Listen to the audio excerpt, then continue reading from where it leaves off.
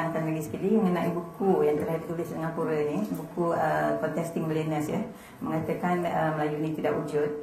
Dan oleh sebab itu saya dan arwah Profesor Datuk Nik Anwar Nik Mahmud ya daripada Kelantan telah bergabung untuk membuat kajian bermula 2009. Kami membuat kajian, tapi beliau tidak dapat melihat keputusan result kajian yang telah kami buat kerana dia meninggal setahun lepas akibat barah lah. Jadi selepas dia meninggal tu saya dan bersama Datuk Nik Hassan Suhaimi daripada UKM dan Datuk Wan Hashim, kami meneruskan kajian kami bersama dengan USM, UiTM dan dengan UKM sekali lah.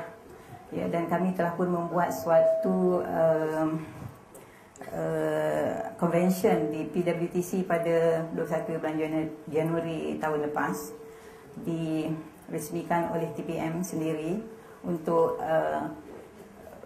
menjelaskan kedudukan yang sebenar. Tapi pada masa itu kajian belum selesai lagi. Sekarang ni kajian telah pun selesai dan buku harap-harap dapat keluar dalam masa sebulan lagi lah, insyaAllah, oleh Dewan Bahasa dan Pustaka. Jadi saya perlu duduk di sebelah sana untuk memulakan apa ni ya. Okey, ini telah pun saya terangkan awal tadi. Sebenarnya bangsa Melayu ni adalah bangsa yang paling dicemburui ya. Satu dunia mencemburui bangsa Melayu ini ya. Terutama sekali kalau kita lihat di Siam ya. Kalau kita lihat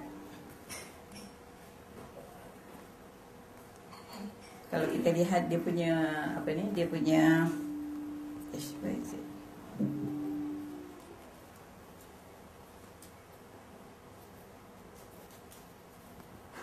kalau kita lihat yang ini ya, ini adalah ungkapan dibuat oleh orang-orang Siam ya. Tacugup kap kahik ti kahikon. Maknanya kalau jumpa orang Melayu dan ular, pukul orang Melayu tu dulu ya. Kemudian baru pukul ular. Jadi maknanya kita ni, ini bukanlah tulisan saya ya, ini adalah kajian ini dibuat oleh Profesor Charles Case oleh University Washington. Dan ini menunjukkan Melayu ni memang dicemburui ya di merata dunia. Ya, di sini saya telah beritahu ya yang ditulis oleh Bernard daripada Universiti Singapura tadi. Yang ni ya, Timothy Bernard ni, dialah yang menulis buku ini. Saya rasa di belakang buku ini adalah seorang yang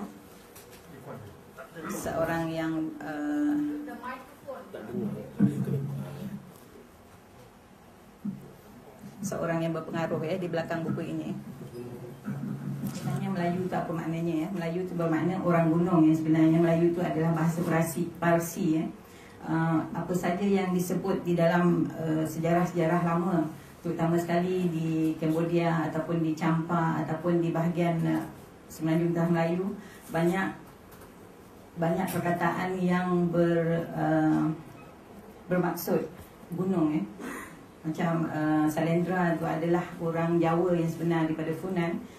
Salendra itu sendiri bermakna Tuan Mulia orang gunung, ataupun Funan itu adalah bangsa gunung. Jadi apa saja yang berkenaan dengan Melayu sebenarnya bermakna gunung ya. Orang Melayu dahulu kala suka menggunakan apa saja macam Phuket ya.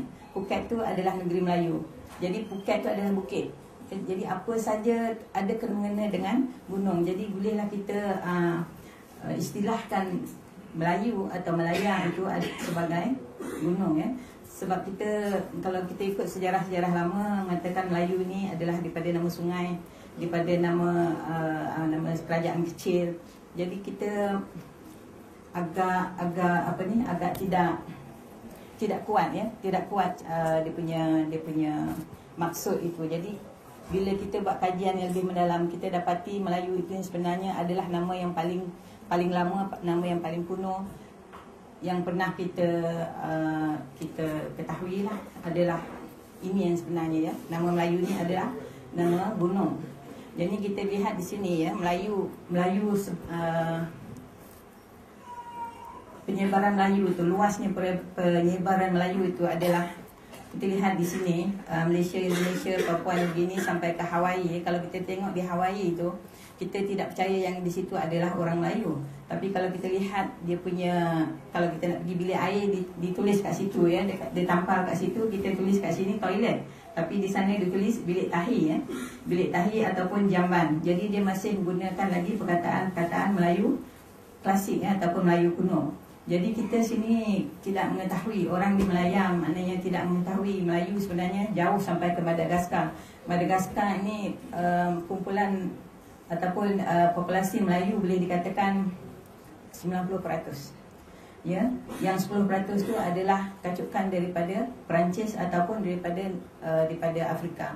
Jadi kita boleh katakan Madagaskar ni memang Melayu betul ya. Tapi dia punya bahasa telah pun diserap dengan bahasa-bahasa Afrika dan juga bahasa Perancis. Tapi masih lagi menggunakan perkataan Melayu banyak seperti kerusi, sekolah, mukadimah. Dia masih lagi menggunakan perkataan macam tu.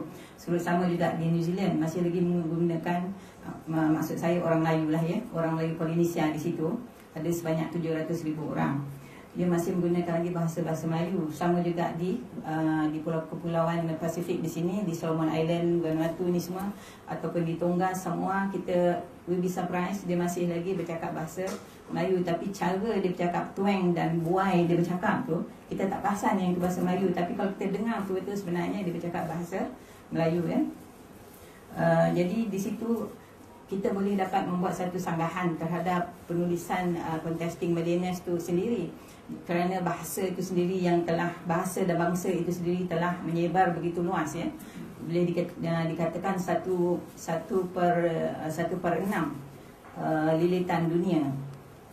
Di sini saya telah sebutkan tadi ya. Dan macam disebut oleh Nik Hassan Suhaimi ya, kita, the Malays and most of the orang asli are now both generally recognized as falling within the same race. Kita tak payah disebut lagi bangsa Jawa ataupun bangsa Minangkabau, Rawa apa semuanya tu, sebabnya tak ada difference langsung, nama je lain. Tapi mengikut DNA, mtDNA sebenarnya tak ada beza. Tak ada beza ya. Orang Jawa tak ngaku dia Melayu, sebenarnya dia Melayu ya, sebab masa Majapahit dahulu ya, masa Majapahit dahulu ya, dia punya raja tu, Raja Mada tu, dia berusaha untuk menyatukan Melayu. Masa tu pun dia dah menyebut dia berusaha untuk menyatukan Melayu satu dunia, yang kalau dia jumpa Melayu dia nak satukan. Jadi waktu itu pun masih lagi pelaku bermula orang Majapahit menyebut sebagai mereka bangsa Melayu. Jadi macam mana orang Jawa hari ini tidak mengaku dia bangsa Melayu? Itu pun mengherankan juga ya. Kita sama tapi tak serupa. Jadi yang kita tak serupa itu hanya dari segi bahasa, twang bahasa saja. Bahasa Jawa tu yang sebenarnya kalau kita halusi, walaupun berperingkat-peringkat dia punya bahasa Jawa tu, kalau kita halusi adalah bahasa Melayu juga. Dia berpunca dari bahasa Melayu juga. Semasa Russell Wallace, masa tahun 1800, masa dia menjelajah di kawasan Southeast Asia dahulu, dia agak terperanjat bila mengetahui satu kepulauan Melayu bercakap bahasa Melayu. Jadi di situ pun kita dah ketahui kitaran orang Melayu. Di sini saya tunjukkan ya macam mana Melayu itu tertubuh ya, macam mana Melayu itu terbentuk, dan macam mana Melayu itu hidup, merumpun, membangun menjadi sebagai satu induk untuk menyebar ke kawasan yang saya tunjuk awal tadi ya. Di sini kalau kita lihat manusia yang seperti kita ini, yang berdiri tegak macam hari ini, adalah umurnya kira-kira dalam 160,000 ke 200,000 tahun ya. Ini adalah fosil yang telah dijumpa di Afrika, di kawasan Somalia, ataupun di kawasan Kyoto ya, dipanggil dahulu ya. Jadi apabila mereka, selamat datang kepada yang baru datang, Datuk Makmur ya. Jadi kita lihat di sini macam mana sebelum saya teruskan, ini adalah istilah-istilah burung yang diketahui di sini adalah sebenarnya istilah yang saya buat sendiri, bukan saya copy daripada mana-mana sejarawan di barat. Sebabnya saya asingkan warna-warna burung ini adalah semasa terbentuknya bangsa-bangsa, semasa mereka berhijrah daripada satu tempat ke satu tempat. Jadi burung yang berwarna hitam ni adalah manusia yang paling kuno sekali, yang paling lama sekali telah ditemui. Mereka kata antara 200 ke 160 ribu tahun umur fosil yang mereka jumpa di sini. Perjumpaan ini penemuan ini adalah daripada seorang profesor bernama White, nama dia. Jadi daripada sini kita boleh ketahui umur manusia itu sendiri, umur manusia yang ada sekarang, umur manusia moden. Apa yang dijumpai macam orang Jawa ataupun the packing man, tapi packing man sebenarnya adalah satu fraud, satu penipuan. Sebenarnya tak ada packing man. Setelah disiasat, packing man tidak wujud. Tapi seperti Java man itu bukanlah manusia, itu adalah makhluk beruk. Kerana macam tangan dia panjang, bentuk muka dia protruding, on all those things, they are not the Homo sapiens sapien. Homo sapiens sapien ni lah dipanggil manusia moden sekarang. Jadi apabila berlaku Ice Age masa dahulu, Ice Age ni ada dua perkara. Satu, Ice Age, tempat itu menjadi padang jarak, padang terkukur, terlampau panas. Another version of Ice Age is tanah area ini menjadi ice, menjadi beku, jadi tidak boleh dihuni manusia.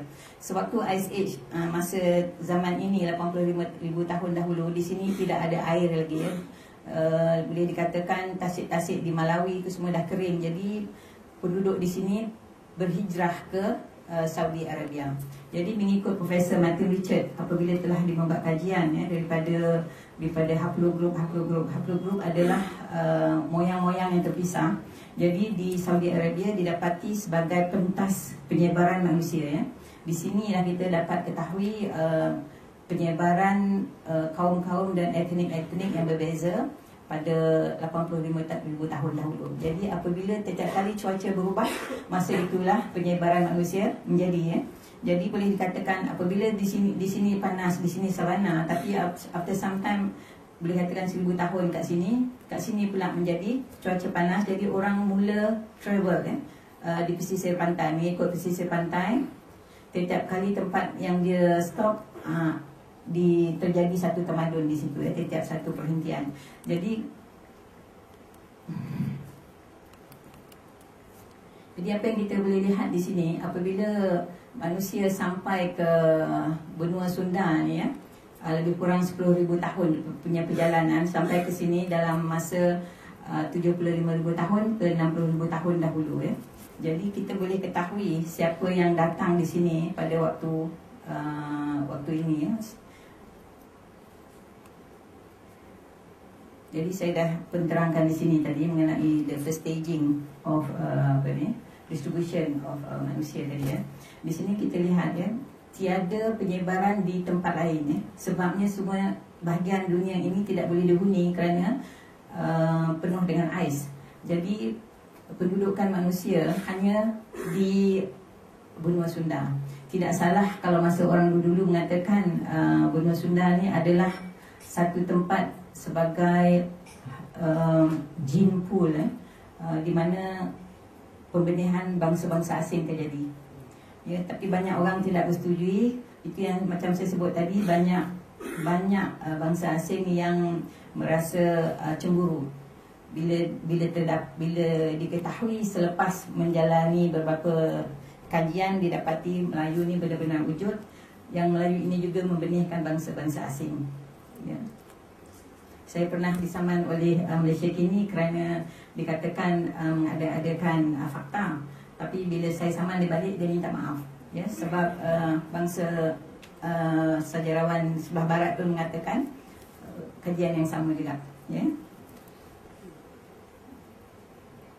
Jadi di sini berlaku evolusi selama 35,000 tahun di sini, evolusi in situ. Kerana manusia tidak boleh naik ke atas di sini kerana penuh dengan ais dan tidak boleh turun ke bawah juga. Jadi kalau nak pergi ke kiri terlampau panas. Jadi pada waktu itu Benua Sunda adalah tempat yang paling nyaman untuk diduduki manusia ya. Di sini kita lihat, kita ketahui Semenanjung Tanah Melayu, Sumatera, Jawa dan Borneo adalah satu benua. Besarnya benua ini adalah selebar 5 kali Siam ataupun 7 kali India ya. Besar. Jadi apa yang terjadi itu sebab kita bangsa Melayu ini adalah satu DNA, kerana evolusi in situ maknanya tidak bergerak ya, adalah di Benua Sunda sahaja ya. Di sini kita boleh ketahui masa zaman dahulu tak ada pokok hutan tebal macam hari ini ya. Pokok masa dahulu adalah pokok savana. Tidak hutan tebal macam ni. Itu pasal gerakan manusia dari satu tempat ke satu tempat senang. Ya, apa yang memisahkan mereka adalah sungai di sini. Yang dahulu pun ada sungai dipanggil Sungai Selat Melaka. Hingga ke hari ini Sungai Selat Melaka itu tidaklah berapa dalam. Yang sebenarnya kalau bila dikaji oleh geologis, dia tengok sungai kat bawah tu, dia ketahui sungai kat bawah tu staggered macam tu, tidak berapa dalam. Dia pada situ dia boleh kira berapa kali banjir yang menyebabkan perpisahan pulau-pulau Borneo, Sumatera dan Semenanjung Tanah Melayu. Semenanjung Tanah Melayu dan Sumatera adalah yang terakhir sekali terpisah ya. Ini boleh kita sandarkan fakta daripada Ptolemy yang membuat mapping of Southeast Asia, mengatakan apabila dia cuba menyeberang selat kat sini, ada satu tempat tu dia masih lagi mempunyai becak ya. Jadi bot yang dia gunakan tu terpaksa ditow oleh bot kecil untuk berjalan. Itu menunjukkan Semenanjung Tanah Melayu dan Sumatera masih lagi belum sepenuhnya terpisah. Apa yang menyebabkan pulau-pulau ini terpisah, Semenanjung Tanah Melayu, Sumatera, Jawa dan Borneo terpisah adalah akibat 3 banjir besar. Yang kita ketahui banjir terakhir adalah banjir Nabi Nuh ya. Tiap kali banjir, tiap kali itu tanah-tanah yang rendah di dalamnya air, ataupun waktu dulu kalau kita ketahui macam sekarang volcano ya, gunung berapi ya, gunung berapi di kawasan ni semua gunung berapi, banyak gunung berapi. Masa dahulu apabila gunung berapi ni meletup, satu meletup yang lain pun meletup. Jadi itu juga yang menyebabkan geseran di antara tanah-tanah, menyebabkan tsunami yang besar. Jadi tsunami itu yang juga yang menenggelami tanah-tanah yang rendah ya. Di sini kita dapat ketahui lebih kurang, saya dah ceritakan tadi ya, macam mana daripada benua yang sebesar ini menjadi terpisah macam ni ya.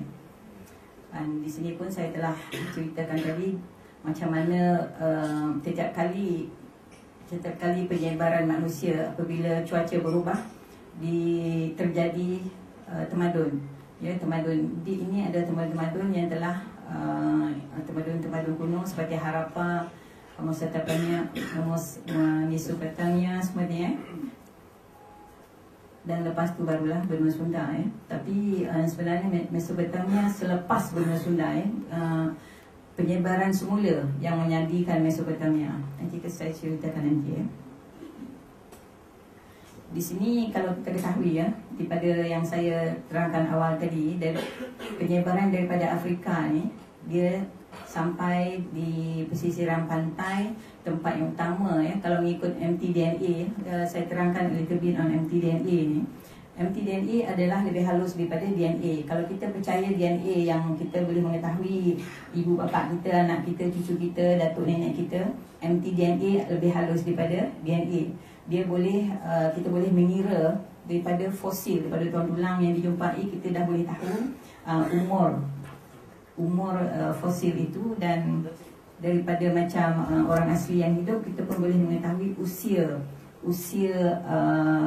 generasi itu ya. Di sini kita boleh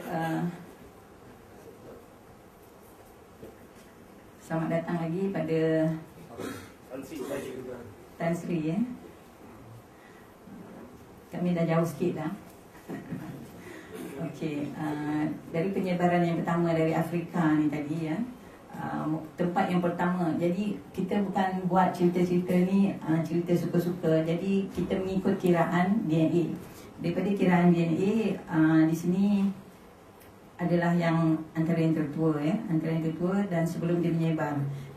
Orang asli seperti Semang Senoi ini hanya terdapat di benua Sunda, tidak ada terdapat di tempat lain. Jadi ini menunjukkan Semang dan Senoi adalah direct daripada Afrika. Ya, belum banyak semendaan seperti di negeri-negeri lain kita tengok tidak terdapat orang-orang asli. Jadi orang asli ini dia apabila mendarat dia berpecah macam ni, dia berpecah mengikut tepi. Ada sebab kita buat macam ni, sebab hanya terdapat di daripada Terang, Nyala hingga ke Johor dan Pahang terdapat orang Semang, dan juga di Sumatera, Batak, dan di Filipina macam Aita semua tu ya. Jadi di Funan dia punya orang asli sama dengan di semenanjung Tanah Melayu. Jadi sini bolehlah kita katakan orang asli yang berevolusi di sini adalah daripada baka yang sama, dari kumpul yang sama juga. Jadi orang asli inilah yang membenihkan Melayu Proto, kemudian membenihkan bangsa-bangsa asing. Apa yang terjadi apa yang terjadi selepas penempatan orang asli di sini berlaku letupan yang paling besar sekali pernah terjadi dalam sebuah sejarah. Letupan ini adalah letupan Gunung Berapi Toba 73,000 tahun yang dahulu. Gunung Berapi Toba ni memuntahkan lahar yang amat bisa, memuntahkan lahar yang mengandungi asid dan juga mengandungi bahan-bahan nuklear. Jadi apabila asap itu yang paling besar, maknanya dia naik tinggi, dia terbang ataupun dia berarak ke sebelah barat. Karena di Malaysia, kalau kita lihat monsun kita beralih timur barat, barat daya. Jadi asap yang bahaya ni banyak pergi ke India sehingga sampai ke Timur Tengah, memupuskan populasi di situ waktu itu Jadi Vincent Macaulay sama Soros, Pedro Soros ada membuat kajian yang menunjukkan umur orang-orang di India lebih muda daripada orang-orang di Asia Tenggara. Ini menunjukkan mereka banyak pupus sewaktu letupan Gunung Berapi Toba dahulu. Jadi kita boleh mengetahui dari sini orang India ni datang daripada mana, adalah repopulation daripada Tibet dan semenanjung Tanah Melayu, dan juga daripada Iran, Iraq. Jadi di situ itu sebab kita dah ketahui, kita dapat melihat hari ini orang-orang di utara India berkulit cerah dan orang-orang yang di selatan India berkulit gelap sikit. Itu menunjukkan populasi repopulation daripada Timur Tengah, Iran, Iraq tu, dan daripada sini adalah daripada Tibet. Jadi perpecahan apa orang kata etnik ada kelihatan di situ dan juga umur DNA mereka muda sikit daripada Gunung Sunda. Sepatutnya dia lebih tua sebabnya migrasi daripada Timur Tengah ni melalui India. Tapi oleh kerana letupan Toba tu bukanlah memupuskan semua, tapi banyak memupuskan juga bangsa dia. Jadi kita repopulate that area. Jadi di sinilah terjadinya pembenihan bangsa itu tadi. Yang sebenarnya tadi apa yang Malaysia kini menyebut mengatakan fakta itu tidak betul, sebenarnya betul, tapi dia heran kenapa pula diberitahu begitu yang benua Sunda ni adalah kolam pembenihan bangsa-bangsa asing Tapi sebenarnya itulah yang terjadi Memang benua Sunda ni adalah adalah kolam pembenihan bangsa-bangsa asing. Apa yang terjadi dalam masa Gunung Berapi Toba ni, satu dunia ni diseliputi dengan awan tebal, gelap macam hari malam selama 2 minggu selama 2 minggu, dan menyebabkan juga satu dunia mengalami keadaan cuaca paling sejuk selama 6 tahun Besarnya letupan Danau Toba waktu itu adalah 4,000 kali ganda letupan Krakatoa ataupun letupan St. Helena. Jadi memang terlalu besar ya, memang terlalu besar letupan tu. Jadi memupuskan juga pendudukan di dunia ni boleh jadi kepada 10,000 ataupun 1,000 pasangan manusia sahaja. Ini bukanlah angka yang dia suka-suka disebut, tapi dari apa yang telah dibuat ataupun dikaji oleh saintis, hanya baru terdapat 14 haplogroup. Haplogroup maknanya moyang ancestor tu berpecah hanya 14 je baru. Jadi tak banyak. Jadi itu sebab dia sampai ke angka ini ya. Gunung Toba, letupan Gunung Toba tu memang memupuskan manusia ya. Jadi bila itu terjadi semenanjung tanah Melayu ya, macam di apa ni, di Gua Tampan ataupun di kebanyakan di sini sebagai pembenihan manusia balik menjadi pemegang obor untuk untuk meramaikan balik penduduk. Di sini kita lihat umur kaum-kaum ya. Kalau kita lihat di sini 60,000 tahun, di China 45,000 tahun. Jadi China lebih muda ya daripada bangsa yang di kawasan ini, dan kita tengok di sini India pun a little bit younger than the one in Gunung Sunda. Jadi kita di sini kita dapati apabila Gunung Toba meletup, orang start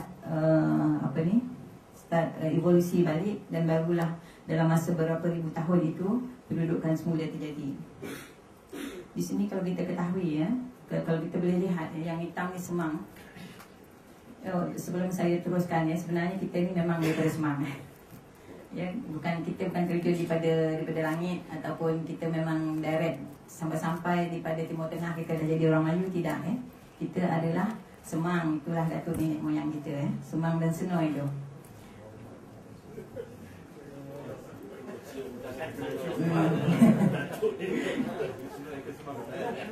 Ya, jadi kalau kita lihat di sini yang hitam ni ya, Semang ya. Semang ni membenihkan ramai ya. Dia punya pembenihan ramai. Jadi apa yang terjadi ya sekarang? Apa yang duduk di hutan yang ni hanya segelintir. Jadi dia tidak mahu membangun. Jadi dia lari ke hutan. Orang yang lain ni, yang Semang yang membuat pembangunan ni adalah yang duduk di tepi laut, membuat perkampungan yang duduk di tepi laut. Jadi kalau kita semenda antara satu sama lain ya, jauh daripada kaum-kaum yang jauh, kita mutasi itu menjadikan manusia lebih cerdik, lebih lebih kacak, progresif. Jadi tapi kalau kita masuk ke hutan dan semenda dengan kaum yang sama, kita tidak progresif ya. Jadi itulah yang membezakan. Tapi adalah sebenarnya mereka adalah sebahagian kecil saja yang lari ke dalam ni. Jadi tak ada bezanya yang sekarang ni yang Semang duduk di dalam hutan dengan kita, tak ada beza yang sebenarnya ya. Jadi di sini kita boleh lihat Sulawesi ke Borneo ke, you see dia punya pecahan. Jadi di sini kita dapati fusion ya, sebelum perpecahan pulau-pulau Borneo, Mina, Sumatera, Jawa dan Semenanjung Tanah Melayu ni, sebelum dia berpisah telah pun terjadi fusion etnik dalam benua Melayu Sunda ni. Jadi fusion ni yang menjadikan bangsa Melayu. The fusion of all the orang asli itu tadi, dan pecahan orang asli itu yang menjadi asli komposit. Maknanya ini ya. Semang dan Senoi ini dia berpecah kepada Kensui, Temia, Jahai, Batik, Semelai, Mendrik, Kubu, Jahut ni. Ini adalah komposit line pertama. Komposit line pertama ya. Lepas tu daripada sini baru pecahan cair lagi. Dia cair lagi kepada Melayu Proto. Melayu Proto ni inilah yang kita katakan tadi, Jakun, BCC, Sakai, Temuan, Iban, Dayak dan yang lain tu adalah Melayu Proto. Jadi Melayu Proto ni dah boleh dikatakan Melayu moden lah ya. Dayak macam Iban dekat Sarawak tu adalah warisan direct daripada orang Jakun sebenarnya. Dayak dan Jakun dia punya mtDNA dia serupa, Iban semua dia. Jadi apa yang membezakan warna dia a little bit fair bukan maknanya dia bangsa Cina. Di waktu itu di Borneo ataupun di Kota Kinabalu itu masih lagi ada ais, sejuk. Jadi cuaca juga mencorakkan warna kulit kita. Ya, jadi itu yang kita nampak kelihatan dia lebih cerah sebenarnya adalah Dayak dan Iban adalah jakun. Ini sebenarnya kajian ini telah dibuat oleh seorang saintis daripada Italia. Lagi jauh dia buat kajian tu sampai ke Polinesia, sampai ke Samoa, Tonga semua tu, lagi jelas kelihatan mereka ini adalah jakun. Ya, apabila dia bergerak menyebar ke Polinesia, mereka telah pun menjadi Melayu Proto. Tapi apa yang membezakan ketinggian mereka pendek dan rendah tu banyak lagi. Itu adalah faktor-faktor geografi. Ya, macam orang Tonga tu badan besar adalah kerana probably dia sebab dia mengayuh sampan ataupun lagi aktif. Yang di yang di Semenanjung Utara Melayu ada di Indonesia ni kerana hutan tebal, jadi dia selalu mengendap. Jadi dia pendek dia tak membesar. Jadi antara ataupun moyang yang tinggal di sini yang tidak berhijrah, boleh jadi moyang yang dia punya DNA dia rendah. Jadi itu yang membezakan. Tapi kalau mengikut DNA sebenarnya semua sama. Macam kita adik-beradik juga, ada yang tinggi, ada yang tak berapa tinggi. Sebenarnya DNA dia serupa. Jadi tak ada bezanya Tonga, Samoa ataupun Melayu di sini ya. Tapi apabila dia memecah ke Polinesia adalah sudah menjadi Melayu Proto. Itu sebab mereka berbahasa Melayu. Sebab mereka telah pun menjadi Melayu masa itu ya. Jadi Melayu itu kalau kita sebutkan, kalau kita baca sejarah buku di sekolah masa kita dulu, masa zaman saya baca sejarah, dia katakan Melayu ni daripada Sumatera ya. Jadi itu adalah tidak benar ya. Jadi Melayu ni sebenarnya daripada Semang dan Senoi itu, lepas tu dia berpecah. Dia pergi ke Sumatera, pergi ke Jawa, lepas tu bila dia fusion, dia balik ke Semenanjung. Jadi tak ada beza yang sebenarnya. Sama juga mereka sampai ke Champa ya. Nanti saya ceritakan nanti kita sampai ke situ ya. Ini adalah apa yang telah dibuat oleh Macaulay ya, tentang saya yang sebut tadi ya, Jakun dan Iban tu dan juga Dayak adalah mempunyai DNA yang serupa ya. Inilah yang dibuat oleh Macaulay ni, dan umur mereka adalah di antara 63,000 tahun ke 28,000 tahun. Bangsa Melayu ni umur DNA-nya adalah daripada 63 hingga ke 28. Mengapa kita katakan 28,000 tahun adalah kerana kecairan berlaku apabila bersemenda atau berkahwin dengan bangsa asing, berkahwin bangsa Arab ataupun berkahwin bangsa India atau bangsa Cina. Itu yang mempunyai DNA yang tidak berapa tua. Tapi kalau kalau kita cek betul-betul ya, orang asli yang di sini 63,000 tahun ataupun kebanyakan di kawasan Pahang, Negeri Sembilan. Negeri Sembilan yang sebenarnya yang paling banyak sekali orang asli Semang dan Jakun ya. Datuk saya adalah Tok Batin, dia adalah Semang dan Jakun dan nenek saya juga Tapi atuk saya yang sebelah emak adalah daripada Kota Tinggi. Jadi saya rasa kat situ ada campuran. Jadi itu sebab macam rupa lain sikit. Tapi di Negeri Sembilan yang paling banyak sekali Semang dan Jakun. Sebabnya kalau kita lihat Tok Undang, Rembau apa semua tu, they have to be direct. Semang dan Jakun tidak boleh ada semenda dengan bangsa asing Tempat kita berada situlah kita boleh lihat di sini ya. Di sini kita boleh lihat Semang yang mendarat di Terang Nyala tu, dekat sini ya. Sini dia turun ke bawah. Yang duduk di tepi laut ni orang Kuala, orang laut. Orang laut ni Sea Gypsy ni. Sea Gypsy adalah yang paling moden ni sebenarnya. Kerana dia yang paling banyak semenda dengan orang-orang yang luar daripada etnik dia sendiri ya. Kalau kita lihat kat sebelah sini Pulau Andaman tu, dia punya orang laut dia dipanggil Moken. Moken adalah antara yang termoden juga yang menduduki negeri di Pegu dan juga di Bangkok. Banyak orang Moken, orang Melayu dia bahasa Melayu. Orang Andaman tu kalau tengok dia memang gelap macam orang India betul-betul, tapi cakap Melayu. You will be surprised. Cakap Melayu. Kita pun banyak dia cakap Melayu. So maknanya kita kita ni jangan ingat kita ni Melayu kat sini. Orang Jawa kata dia bukan Melayu. Orang kat sini yang kulit hitam je cakap Melayu. Dia pun memang Negritos daripada Semang dan Senoi. Jadi semasa dia berpisah tu, dah pun berbahasa Melayu. Jadi kita tidak boleh andaikan bahasa Melayu itu baru terjadi semasa zaman Kesultanan Melaka. Dia terjadi yang saya rasa sebelum dia berpisah, ya. Pulau-pulau ni berpisah anggaran 12,000 tahun, 14,000 tahun, 12,000 tahun dan 8,000 tahun. Jadi itu menunjukkan bahasa Melayu telah pun wujud di waktu itu. Ya, semasa perpisahan tu, dan perpisahan walaupun jauh, orang kat Filipina berbahasa Melayu. Jadi maknanya dia sebelum berpisah dia telah pun berbahasa Melayu. Ya, dia bawa sekali bahasa bersama dia semasa berhijrah. Saya kena gustan kat dia.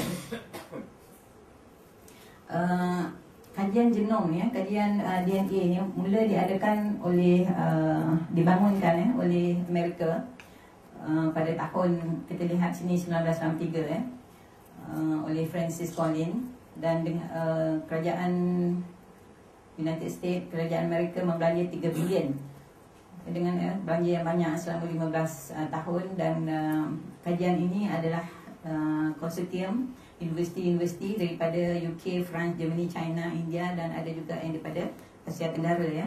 So daripada kajian ini baru kita dapat macam mana nak mencari bangsa-bangsa, macam mana kita nak menyelusuri bangsa-bangsa yang ada di dunia.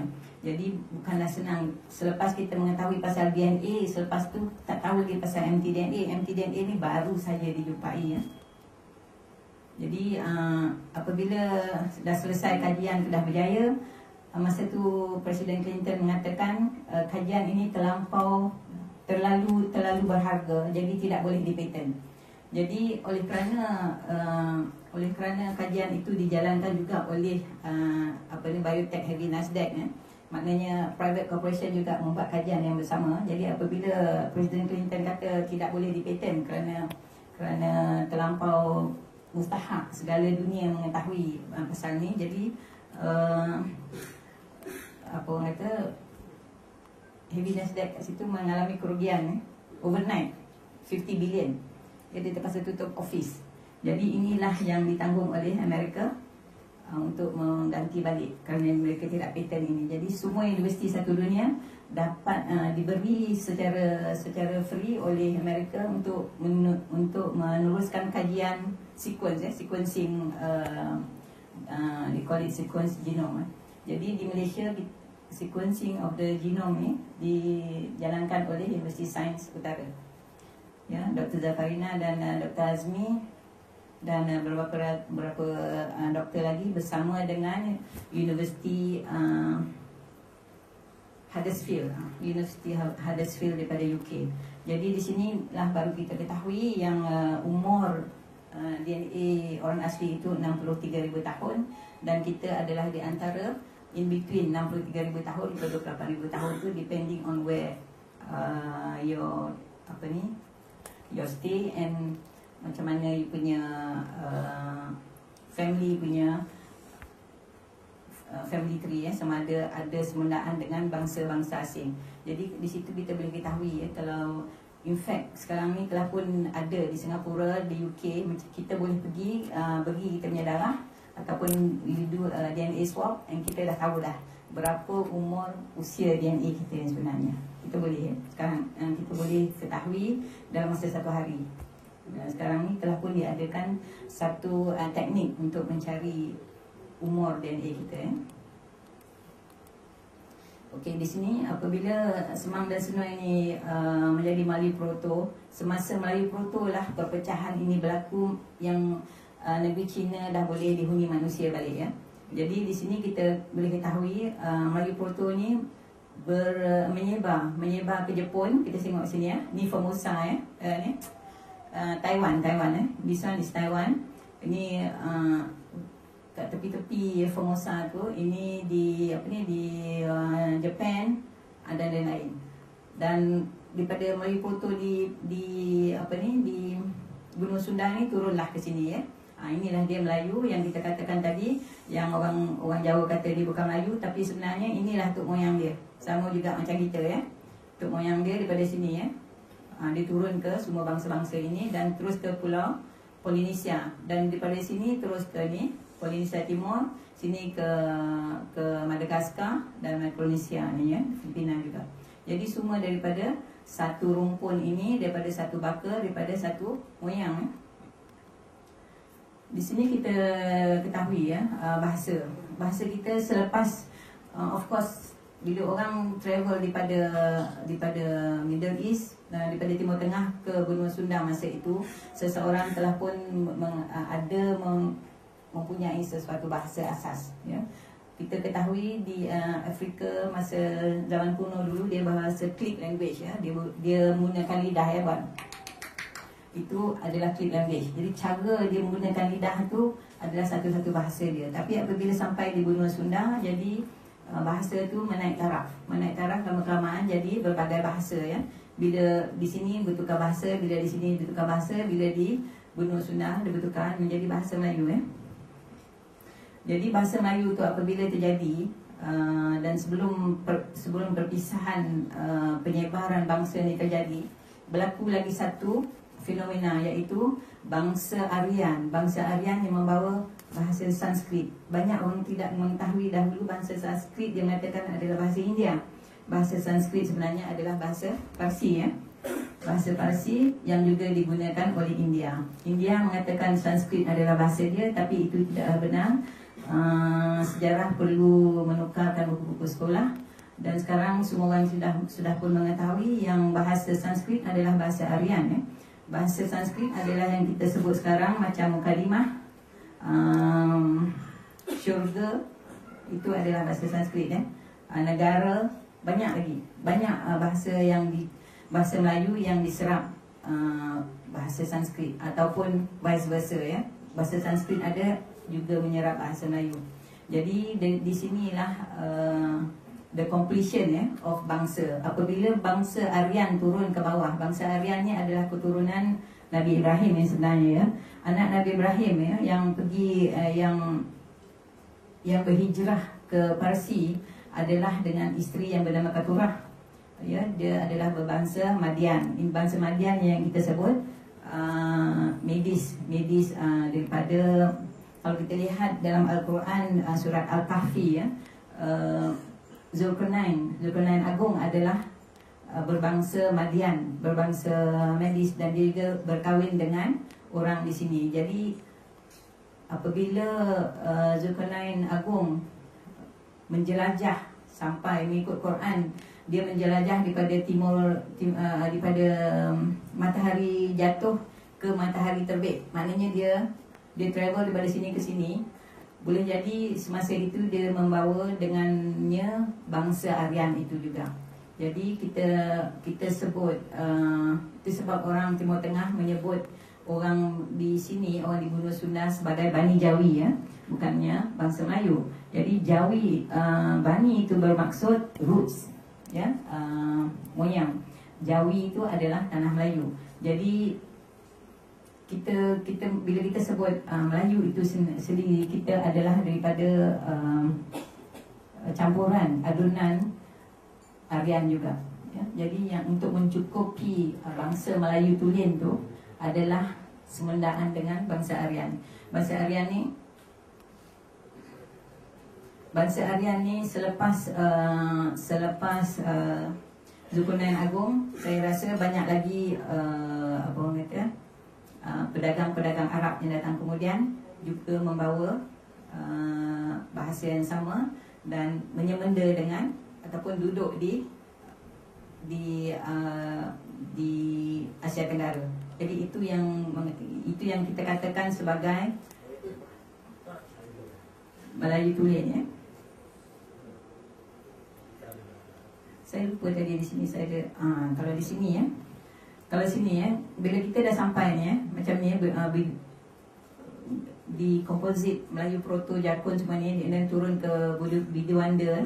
Ini adalah interaktif ethnics of the ethnic ni menjadi Biduanda, Jawa, Minang dan orang yang lain ni. Apabila bercampur, berkahwin dengan kaum Aryan, ini yang menjadikan Ini menjadikan Melayu tulen ya, berakhir di sini 4,000 tahun dahulu ya. Sini berakhir di 4,000 tahun dahulu. Jadi apa yang kita katakan masuk Melayu ni adalah sewaktu zaman Kesultanan Melaka ataupun zaman-zaman during that time ya. Itu adalah masuk Melayu. Di sini kita dapat cairan yang banyak, di mana kalau kita tengok DNA dia, peratusan Melayu dia boleh jadi dalam 20-30% saja ya di sini. Jadi di situlah kita nampak kecairan. Tapi kalau kita tengok DNA orang Melayu, at least 50% of your DNA is from Semangan Jakun ya. Di sini, ini gambar terbaru yang sebenarnya adalah orang-orang Melayu dalam Kepulauan Melayu.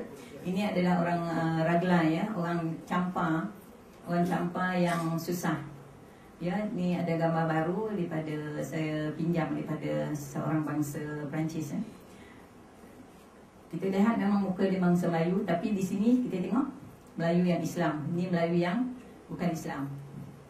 Melayu yang ni adalah Melayu di, semasa Dai Viet menceroboh negeri dia, Campa ni ya. Nanti kan saya cerita macam mana yang terjadi. Ini adalah bangsa yang lari ke dalam hutan. Ya, dia sekumpulan besar juga, beberapa etnik yang lari duduk ke dalam hutan tebal, ke dalam gua-gua adalah bangsa ni ya, Roglai dan bangsa yang ni. Ini adalah orang asli Jahud. Ini anak-anak Jahud. Kita tengok dia, mata dia dah besar, kulit dia pun dah jadi sawo matang, hidung dia pun dah mancung ya. Ini adalah kerana semendaan antara etnik-etnik jauh ya. Jadi dia menjadi lebih moden sekarang ni. Budak Jahud kita tengok sekarang ni dah jadi cerdik, dah pergi sekolah semua. Ini adalah daripada Parabang kalau tak silap, kat Laos, tapi dia Melayu ya. Sini di Campa dan Siam, ini kat sini, ini dekat Petani. Jadi kita lihat ya, semuanya tak banyak beza. Ini apa yang tinggal di Campa selepas penghapusan etnik yang baru-baru ni ya, Pol Pot ya. Di sini peta penyebaran yang saya telah pun ceritakan tadi, macam mana pendudukan semula itu terjadi ya.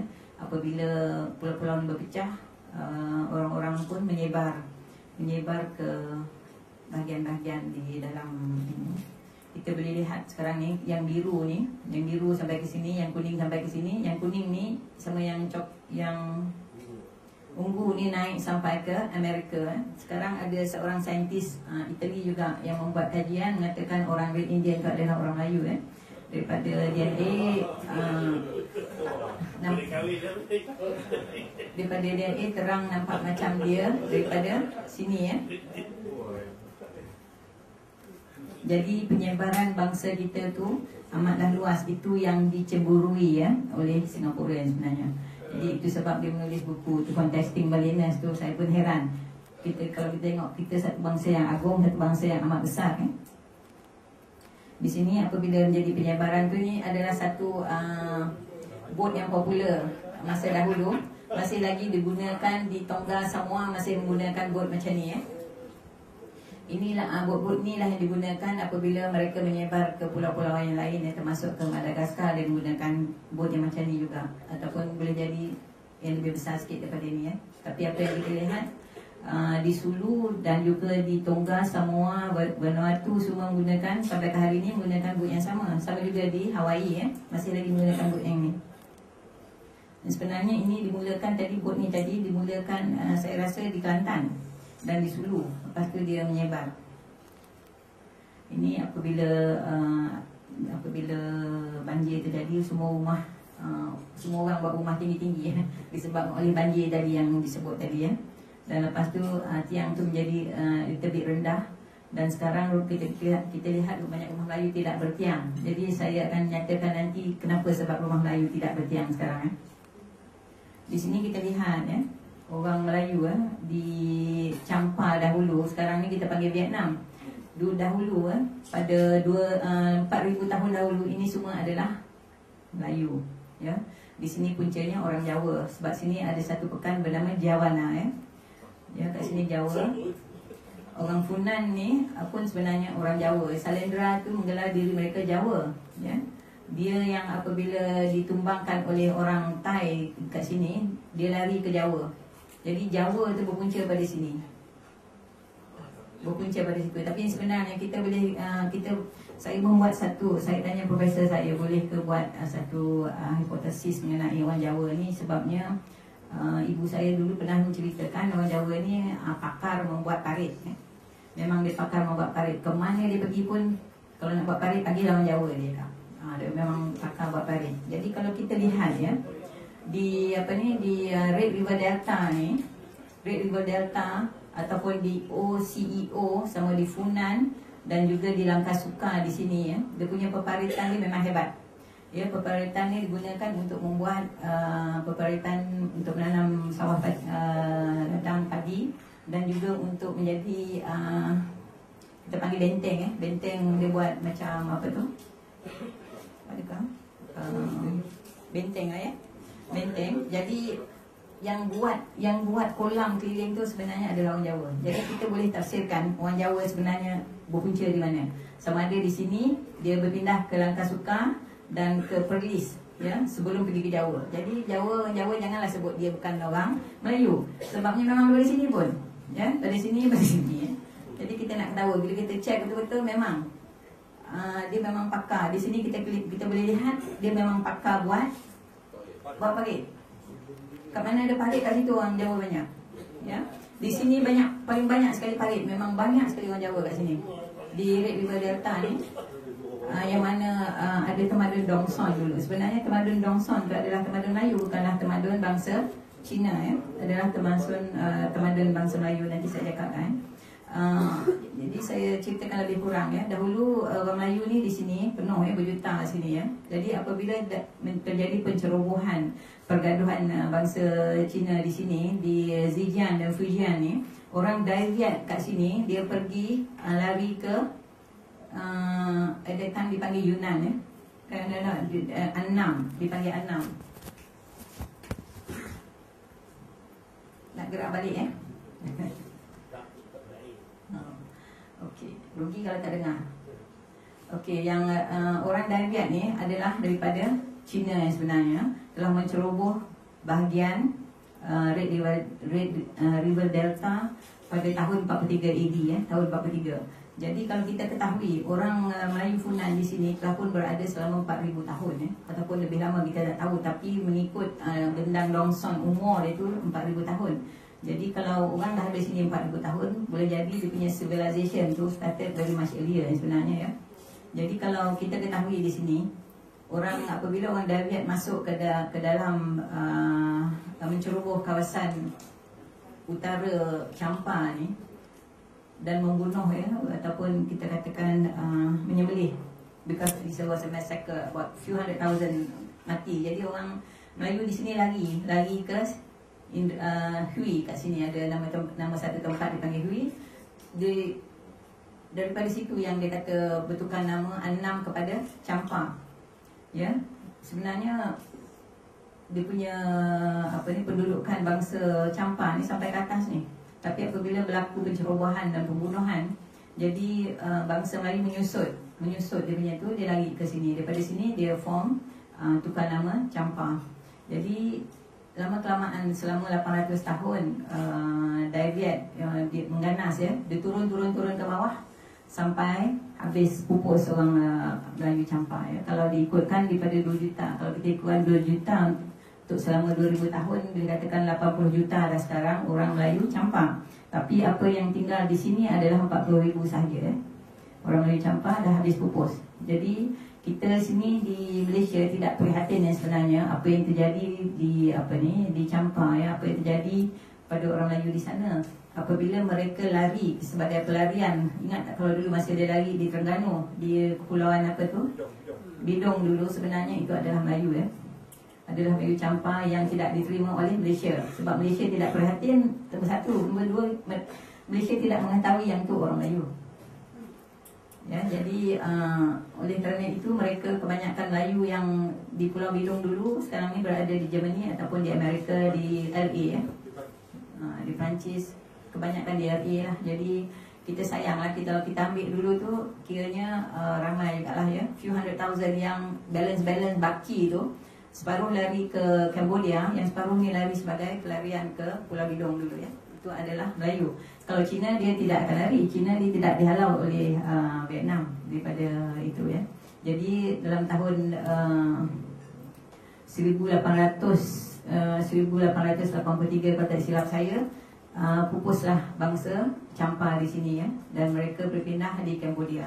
Jadi di Cambodia berlaku satu lagi ethnic cleansing pada tahun 70-an apabila bangsa Khmer start mengganas balik dan menyembelih ya, kita kata sembelih sebanyak, kita kata United Nations cakap 1 juta, tapi kalau bila ditemu ramah orang Champa di sana, dia kata 2 juta mati.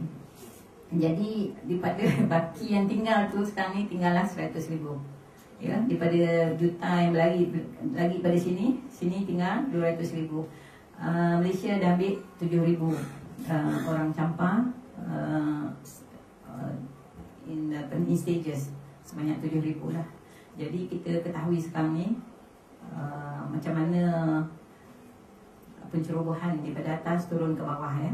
Dan kita juga lihat nanti di sini macam mana ia terjadi ya. Sebenarnya macam mana bangsa asing daripada Dayak dan daripada Thai ya, turun ke bawah dan menceroboh negeri Melayu. Dulu negeri Melayu di Siam ni sampai ke Chiang Mai ya. Chiang Mai itu sekarang hingga ke hari ini masih ada lagi kampung Melayu yang mereka berbahasa Melayu. Ya, jadi daripada sini orang Thai menceroboh masuk dan membuat perkampungan dipanggil Nang Chau ya. Jadi apabila kampung-kampung Nang Chau ni dia bersekutu dan membuat satu ibu negeri dipanggil Sukhothai. Kalau ada siapa yang ingat Sukhothai. Dan daripada Sukhothai itulah mereka menceroboh masuk ke Ayutthaya. Ayutthaya itu adalah satu lagi tamadun Melayu, tapi bercampur permintaan bergele-gele daripada penduduk-penduduk di Champa, Cambodia, pada Mon kat sini, pada Pegu, Tanah Serim, dan juga daripada sini, daripada Langkah Sukar dan pada Kedah Tua ya. Jadi apabila Siam masuk mengganas dan menggila ya, dia cari semua raja-raja tu dan bunuh sampai habis, sampai tinggal tak ada keturunan di sini, dan mereka mengambil alih Ayutthaya ya. Dan di sini kalau kita lihat orang pegunungan Shan ya, dipanggil Shan, turun juga ke bawah. Kalau nak ikutkan orang Siam masa dulu dia sampai ke Muar ya, dia menceroboh sampai ke Muar. Jadi pada suatu ketika dulu ya, ini saya dah sebut daripada Genang Dongson ya. Ini yang saya sebut tadi, yang Red River Basin di Champa tadi ini, daripada Julie Shackford ni, dia yang mengatakan di situ adalah tamadun Melayu. Orang di sini menggunakan kain sarung ya. Orang bangsa asing tak berapa suka pakai kain sarung ya, orang Melayu dia yang suka pakai kain sarung. So boleh didapati di utara Champa tadi. Di sini saya sebutkan sikit mengenai melebur besi ya. Besi adalah pelonggongan besi semua ni adalah culture orang Melayu sebenarnya. Adalah penemuan bangsa kita. Kalau di sini mengikut Taylor Keith ni, dia mengatakan pelonggongan metal dimulakan oleh orang Melayu di Southeast Asia, bukan di China ya. Di sini ya, di sini menyebut. Nishimura ni juga mengatakan yang tamadun Dongson tu berakhir oleh kerana invasion daripada bangsa Cina ya. Jadi berakhirlah tamadun Dongson tu sendiri. Jadi di sini menunjukkan ya, sebab Dongson tu dibuat daripada parts of it dibuat daripada metal. Maknanya mereka lah yang dulu yang pandai membuat ataupun pakar dalam melumbung di Kelantan dan Kanu umpamanya, macam rebana ubi tu adalah daripada benang Dongson tu jugalah.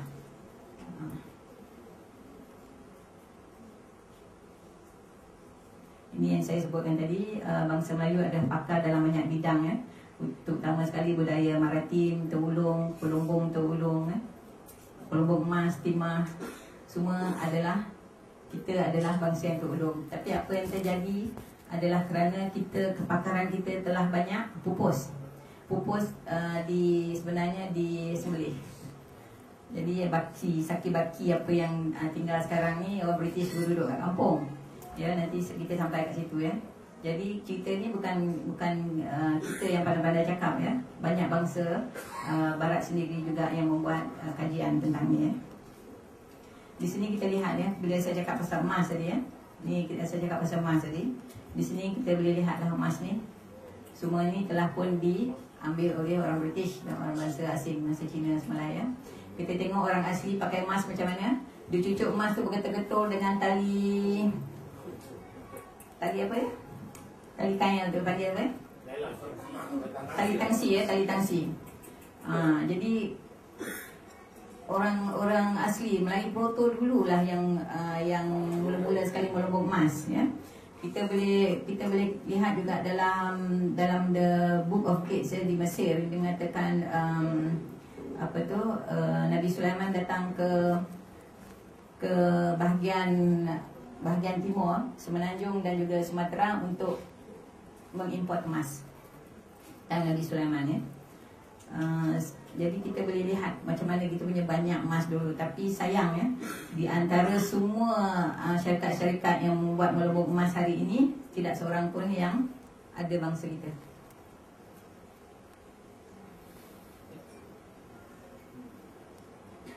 Jadi ini saya nak sebutkan tentang emas juga tadi. Jadi orang Melayu ni banyak emas pada masa itu ya.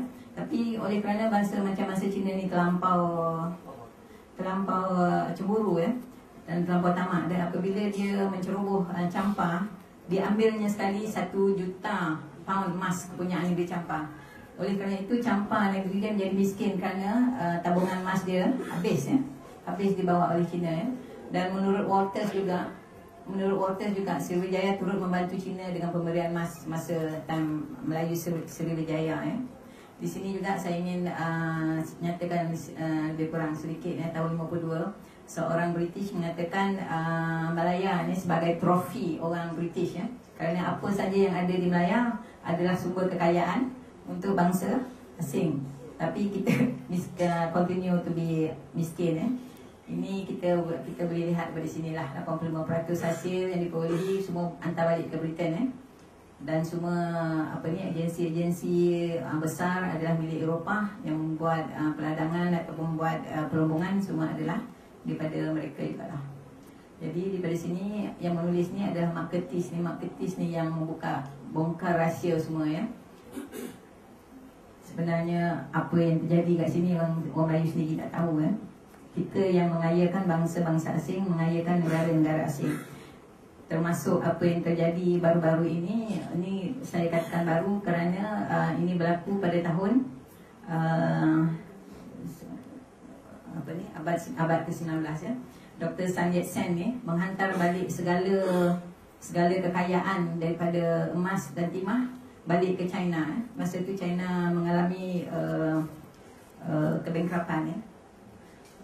Apabila British datang ke Malaya masa itu, dia mengimport sebanyak mungkin Cina untuk memajemukkan negeri Melayu. Because the reason why the British datang sini dulu, mereka membawa dengan mereka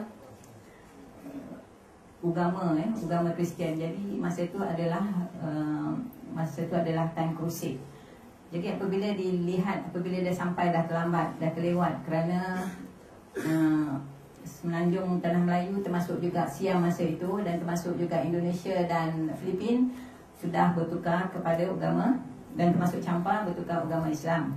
Jadi apa yang mereka boleh buat adalah untuk memajemukkan. Ini adalah kajian daripada arwah teman seperjuangan saya, Profesor Nick Anwar. Dia mengatakan British memang memajemukkan negeri di Asia Tenggara, bukan saja Semenanjung Tanah Melayu, sama juga terjadi di Filipina dan juga di Indonesia ya.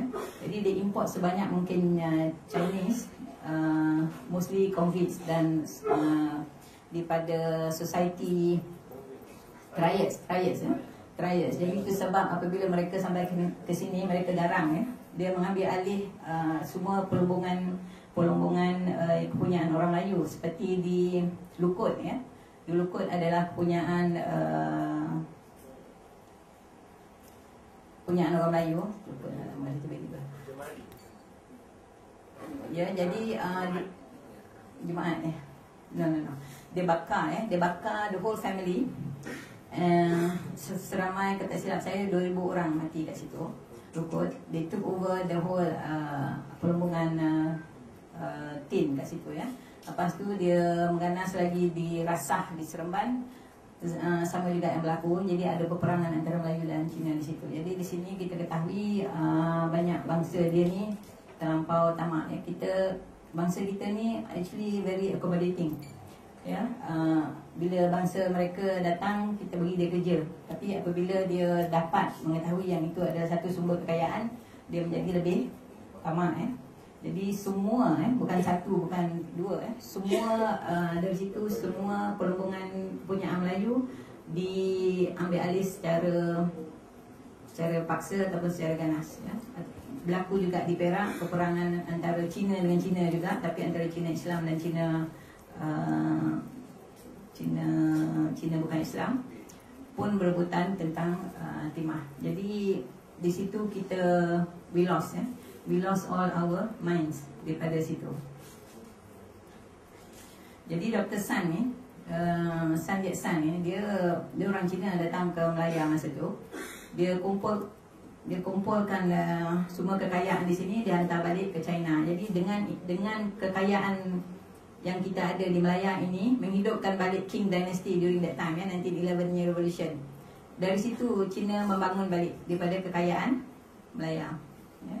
Jadi kalau kita ketahui, kita bangunkan banyak negara keliling kita, tapi sebenarnya kita ditekan ya. Di sini Yang Boyan ni, dia adalah seorang saintis dan juga sejarawan yang duduk di Amerika, tapi dia berbangsa Cina. Tapi dah jadi bangsa orang putih lah kot, sebab dah duduk sana lama. Jadi dia membuat satu hipotesis mengatakan bangsa Cina ni dia merampas Champa dan kemudian ke bawah ni diistilahkan sebagai Namtian. Namtian ni bermaksud gerakan ke selatan.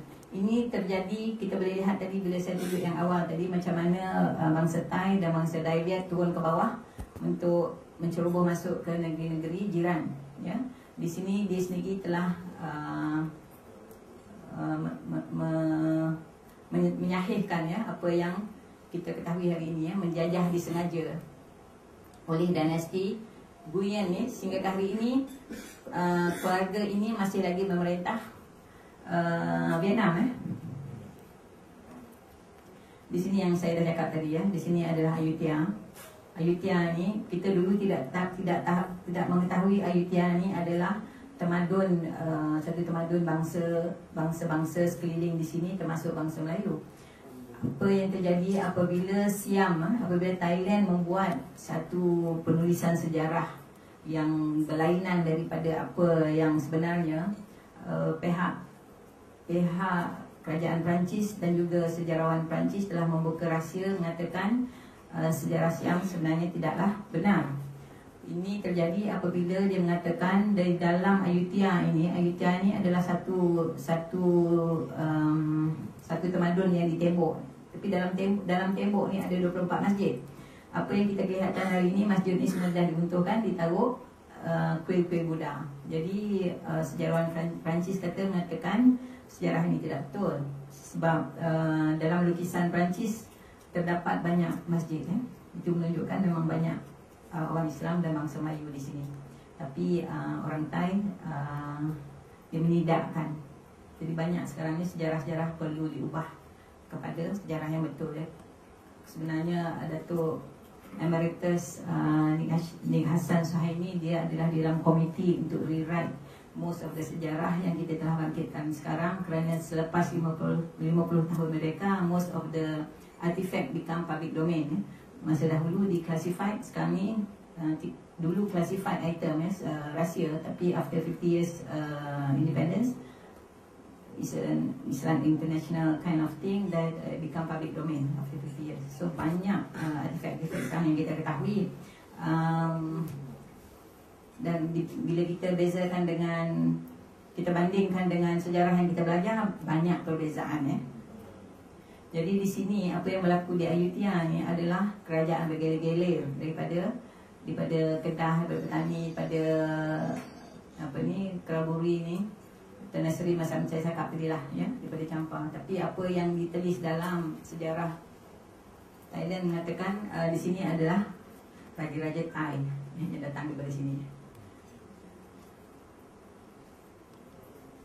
Ini semua saya bangkitkan sebabnya semua daripada buku apa yang dia kata Contesting Millennials tadi, mengatakan jadi kita tak masuk akal macam mana bangsa kita ni tidak wujud ya, sebab sejarah dia terlampau banyak dan terlampau besar. Ini kisah apa Urduja ni sebenarnya seorang puteri daripada Kesultanan Kelantan ya. Dia katakan dia yang memenggal kepala Rama Kamheng ni. Rama Kamheng ni adalah Raja Thai yang pertama, Raja Thai yang paling agung, yang diagung-agungkan oleh orang Thai ya. Tapi mayat dia tidak dijumpai. Mengikut legenda dia, Urduja ni yang dapat memenggal kepala dia. Dulu orang-orang Melayu dia berperang naik atas gajah ya, atas kuda dan atas gajah. Kita pun tak percaya sebenarnya, tapi memang betul. Kita ada dulu chariots ya.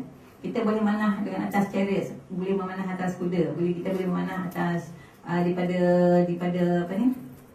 Daripada elephant ya. Elephant tu beribu-ribu. Jadi macam tentera ya masa dulu. Jadi Urduja ni popular, dia adalah seorang pahlawan, seorang puteri tapi dia pahlawan ya. Tapi ini sebenarnya legenda yang diterima juga oleh orang Thailand. Dari satu saya nak katakan di sini, orang Siam dan orang Thailand sebenarnya adalah dua bangsa yang berbeza ya. Orang Thai adalah orang Cina dan orang Siam adalah orang Melayu. Tapi orang Siam sendiri kadang-kadang tak tahu dia orang Melayu, sebab dia ingat dia orang Thai. Sebab tiada siapa yang memberitahu mereka sebenarnya orang Siam tu jauh bezanya DNA daripada orang Thai. Orang Thai adalah daripada very far north, tadi saya dah tunjukkan awal tadi ya. Di sini apa yang terjadi semasa Thai menceroboh Kedah. Apabila Thai menceroboh Kedah, Kesultanan Kedah masa itu Sultan Abdullah memohon daripada kerajaan-kerajaan negeri Semenanjung, Selangor, Perak untuk membantu menolak Thai ni balik ke atas ya. Semasa itu British datang, Francis Light datang memohon untuk menyewa Pulau Pinang ya, pada tahun 1786. Jadi I think semua orang tahu tu. Jadi apabila semasa itu Francis Light berjanji dengan Sultan Kedah mengatakan untuk menyewa Penang, part of Penang sebagai naval base. Tapi apa yang terjadi adalah sebaliknya. Apabila Sultan Kedah meminta sewa ya, lease banyak 30,000 Spanish dollar masa itu, dipersetujui oleh British. Tapi apabila apa yang terjadi selepas 4 tahun orang British menduduki Pulau Pinang, orang British tidak membayar sewa ya. Jadi apabila Sultan Kedah marah hendak mengambil balik Penang, British menggunakan dia punya kapal perang dia, bom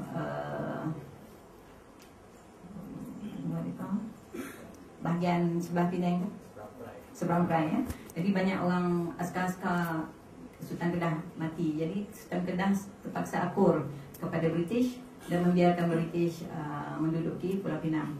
Jadi lama kelamaan British rasanya dia rasa agak malu kerana dia nak mengambil mainland sebagai tambahan kepada Pulau Pinang itu tadi, yang kita panggil sekarang ni wilayah seberang perai itu tadi. Jadi dia bayar 10,000 sebulan, 10,000 setahun, 10,000 Spanish dollars setahun. Jadi semasa itu British semasa itu ini ada satu penemuan yang saya sendiri buat semasa itu di kita selalu sebut British dengan Thai ada membuat satu perjanjian rahsia. Jadi dalam buku sejarah kita hanya disebut perjanjian rahsia. Apa itu perjanjian rahsia itu yang kita sebenarnya kita tak tahu ya. Jadi apabila kita dapat maklumat yang terbaru, selepas saya kata tadi, selepas 50 tahun mereka banyak fakta artifak yang classified menjadi disclassified. Jadi penemuan terbaru adalah pihak Thai ingin membuat terusan di segenting kera. Ya, concession itu telah pun diberi kepada Holland, kepada Germany dan pada France. Jadi British takut Singapura akan terbiar apabila Thai membuat terusan. Jadi itulah dia perjanjian rahsia. British bersetuju memberi negeri-negeri Melayu Patani, Nyala, Satun semua tu kepada Siam, macam tu je beri, tanpa pengetahuan orang Melayu, tanpa pengetahuan, beri macam tu je. Jadi orang Thai tak jadilah buat terusan tu. Jadi Singapura hidup. Jadi kalau dia buat terusan tu dulu, Singapura tidak hidup. Jadi itulah perjanjian yang dikatakan perjanjian rahsia itu. Jadi di situ juga tak tahu apa perjanjian yang lain, tapi British bersekongkol dengan Thai apabila Thai menyerang Kedah, ya, menyerang Kedah waktu itu pada tahun 1821, menyerang Kedah. Dalam mengikut buku Sharon Osborne, British blok semua kemasukan pertolongan daripada negeri-negeri Melayu ke Kedah. Jadi tak ada siapa yang boleh menolong Kedah. Jadi Kedah kiranya mati katak masa tu, ya. Semua rakyat di Kedah mengikut Turnbull, ya, mati. Seluruh Kedah menjadi padang jarak, padang terkukur semasa itu, ya. Jadi situlah kepupusan orang Melayu kita lihat lagi, ya. Pupus habis. Jadi dalam daripada buku The Blockage of Kedah tu kita boleh mengetahui, ya. Kalau kita baca sedih juga. Kapten tu kata dia sampai dia malu, macam Winstead ni dia kata dia dalam buku History of Malaya dia malu dengan perilaku kejam jenayah British dia. Sebabnya dia kata tidak perlu melayan Melayu macam tu. Bila Melayu dah beri dia Sultan Kedah memberi dia Pulau Pinang, dia masih lagi bersekongkol dengan Thai. Jadi masa itu apa yang kita tidak ketahui hari ini adalah kita yang sebenarnya telah dijajah oleh Thai. Kedah dijajah selama 88 tahun. Tidak ditulis dalam buku sejarah kita, ya. Tidak ditulis. Kita ni sibuk membuat Independence Day, hari kemerdekaan against the British. Tapi sebenarnya apa yang paling besar ni dia, ya, kita dijajah oleh Thai selama 88 tahun. Ya, di situ juga bermulanya rumah Melayu tidak bertiang. Apabila mereka apabila mereka menduduki Kedah, masa Cina dia memang buat rumah atas tanah. Jadi di situlah bermulanya rumah atas tanah, selama 88 tahun, lama tu. Jadi daripada situlah mengembangnya rumah ini, rumah yang tak ada tiang. Melayu terlupa, sebabnya Melayu tidak mengetahui sejarahnya.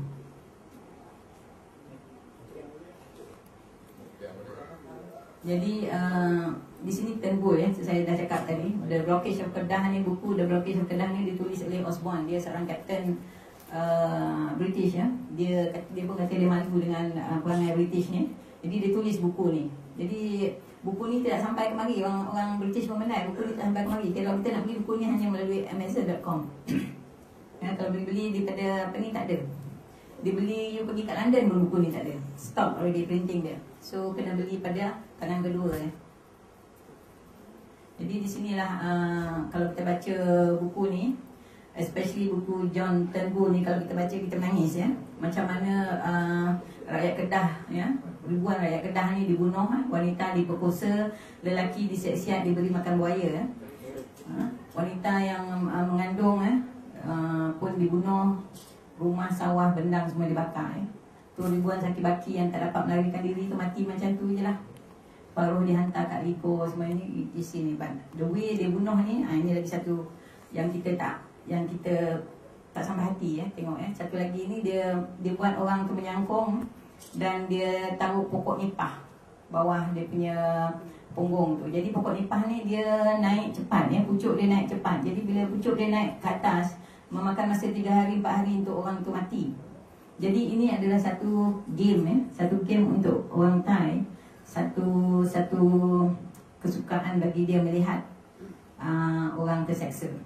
Jadi kita kalau kita tengok macam ni ya, kalau kita baca buku tu memang kita menangis. Kita tengok bila saya buat roadshow yang sebenarnya sebelum sebelum pilihan raya. Bila saya pergi roadshow, saya tengok orang-orang menangis saya cerita. Ni saya dah ceritakan tadi lebih kurang macam mana dia itu. Ni perjanjian rahsia yang saya cakap tadi ya. Sebenarnya apa yang ada dalam perjanjian rahsia itu, itulah negeri kita diberi hadiah kepada mereka. Macam itu saja ya, tanpa pengetahuan sultan-sultan ataupun bangsa kita. Ini pun saya dah beritahu lah tadi ya. Okey, di sini yang dia nak buat terusan ni kat ujungnya. Ini di Museum Singapura lah pula ya. Di Museum Singapura, kalau kita pergi ke Singapura, janganlah kita sibuk nak pergi membuat shopping ya. Apa yang kita perlu pergi adalah museum dia dulu kita pergi ya. Kita naik tangga kat depan museum tu dah tunjuk orang Melayu sebagai pelana dan perompak. Ya, ini telah mula sejak berpuluh tahun Singapura buat. Masih lagi kita tak sedar. Dia semacam memahat ke kepala pengunjung yang kita ni sebenarnya pelanun, perompak dan pemalas. Ya, sekarang ni lagi canggih lah pula. Tak ada gambar lagi dah, dia buat semacam video. Kalau you pergi tengok macam video. So jadi bila nak akhir ni? Orang Singapura macam mencemburui bangsa kita ni. Ya, sepatutnya ini sudah stop dah. Sepatutnya kerajaan Malaysia suruh benda ni stop. Tapi seorang pun tak ada bagi suara tentang ni ya. Kalau kita pergi depan tu dah, kita lihat dah orang Melayu sebagai pelana dan perompak. Tak ada kerja asing nak melana dan perompak. Jadi Singapura punya sejarah tu tidak bermula daripada macam yang saya ceritakan tadi. Dia terus bermula Singapura tu jatuh daripada syurga ya. Dia punya sejarah tu tidak ada cerita-cerita yang macam saya baru beritahu tadi. Ini adalah unggapan ni, istilah ini dibuat oleh arwah Nik Anwar ya. Kesultanan Melayu di Singapura digul-gulakan, Singapura dirampas, Kesultanan Melayu ditamatkan, istana dimuseumkan. Sekarang ni Melayu pun juga dia nak museumkan ya. Pun Melayu tak sedar lagi. Kita masih lagi berbuat baik dengan dia, tapi dia macam-macam dia buat terhadap kita, memburuk-burukkan nama Melayu di luar negara ya. Ini adalah satu artifak yang minta tolong jangan ambil gambar on this one because this is confidential. I just want to show you a little bit ya. Semasa Tan Cheng Lock pergi ke London ya untuk membuat timbang tara dengan British mengenai kemerdekaan kepada tanah Melayu masa itu ya. Jadi apa yang diminta oleh bangsa Cina melalui Tan Cheng Lock adalah selagi tidak diberi kerakyatan kepada 1 juta rakyat Cina, jangan diberi kemerdekaan kepada Melayu ya. Tapi itu telah pun diketahui oleh semua orang ya. Tapi apa yang kita tidak mengetahui adalah bersamaan dengan kemerdekaan sama kerakyatan itu diberi pada mereka tanah ya. Kalau kita lihat di sini ya, kan saya balik ke sini, tapi kalau kita lihat kat sini ya, ini adalah tanah diberi kepada bangsa Cina di dinding sahaja di Perak ya. Di sini adalah dalam saya rasa dalam 17,000 ataupun saya kira 15,000 yang sini ya, 15,000 semua mendapat tanah antara 300 ke 3 ekar. Jadi kalau kita lihat di sini kegunaan tanah ya, rubber dan tin. Tengok separuh tempat sampai 60 site untuk tin, 30 site untuk tin, 45 site ya. Habis dikoreknya tin, hantar ke China, hantar ke Great Britain. Tengok Melayu berapa yang dapat? Tak ada ya. Jadi apa kegunaan tanah yang diberi kepada Melayu ini hanya untuk menanam padi, untuk memberi mereka makan. Mereka orang Melayu tidak boleh menanam getah ataupun membuat pelumbungan timah ataupun emas ataupun yang lain. Hanya boleh menanam padi. Ya, kita tengok orang India lebih mendapat daripada orang Melayu. Jadi ini hanya di Perak. belum lagi saya tunjuk di tempat lain ya. Ini saya rasa PM pun tak ada yang ni. Saya pegang seorang. Jadi tapi saya tunjuk pada TPM yang ni dah. Itulah saya kata banyak sejarah kita ditutup Kalau kita lihat banyak orang masa asing kata kita sebagai pemalas, tapi sebenarnya dia telah lama mendapat concession tanah-tanah dan ini menjadi collateral untuk perniagaan mereka. Jadi money makes money ya. Over 200 years I think with this kind of collateral, of course you are already millionaires and billionaires now. Kita baru start dalam masa 30 tahun ya. 30 tahun. Jangan ambil gambar lah yang this one I minta ni jangan ambil gambar ya. Because kalau sebab ini adalah macam saya kata tadi ni, ini adalah memang kami telah pun dapat kelulusan. Ini adalah kelulusan daripada mereka daripada Arkib London ya. Extract ni nombor dia ya. Jadi walau bagaimanapun sebelum disiarkan saya perlu kebenaran beberapa pihak dululah.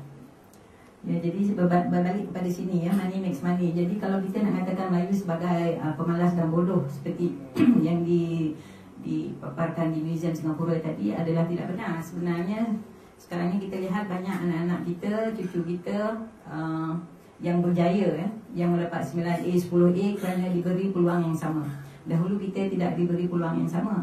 Kita tidak dibenarkan ke sekolah selama 150 tahun. Ya, kita tidak dibenarkan berniaga, kita tidak dibenarkan macam membuat kerja-kerja seperti bangsa asing ya. Kerja kita hanya kita boleh duduk di kampung menanam padi sahaja. Ya, jadi sekolah semua dibuat di pekan. Kalau kita lihat di sini ya, bersamaan dengan tanah total sum of 26 million those days. I rasa hari ini beratus juta juga untuk nak memodernkan dia punya tempat tu. Ya, jadi diadakan sekolah kat sini. Kalau kita tengok ini tulisan bukan saya ya, ini British yang tulis ya. Diadakan sekolah, medical facilities, everything ada sini. Everything. Tapi di kampung semua tak ada. Ini semua tak ada. Ya. Jadi dia start sekolah tahun 1816. Kita start sekolah 1913 ataupun 1925. Ya. Itu pun sampai ke darjah 4. Kita tidak dibenarkan sekolah sampai ke A level atau O level. During that time, bangsa asing telah pun sampai ke A level dan O level ya. Itu sebab kebanyakan pekerjaan administratif kerajaan semasa time pemerintahan British adalah bangsa asing. Dan kita nak tengok bangsa Melayu membuat kopi pun susah ya. Sebab orang Melayu duduk kat kampung. Jadi tak adalah orang buat kopi pun tak ada. Jadi di sini kita lihat angka ni yang dapat. Almost all got. Ya, jadi kalau kita nak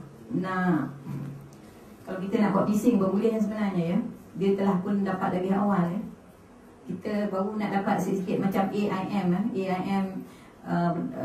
siapa-siapa yang dapat pinjaman daripada AIM 500 ke 3,000 tu, bandingkan dengan yang ni, orang yang dapat AIM Amanah Ikhtiar ni hanya boleh membuat perniagaan nasi lemak saja.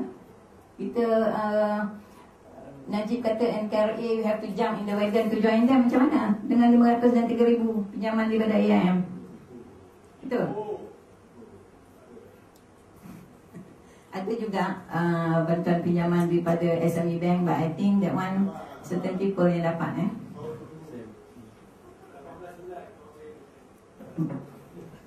Jadi sini adalah angka, bukan yang diadakan, adalah angka daripada mereka ya.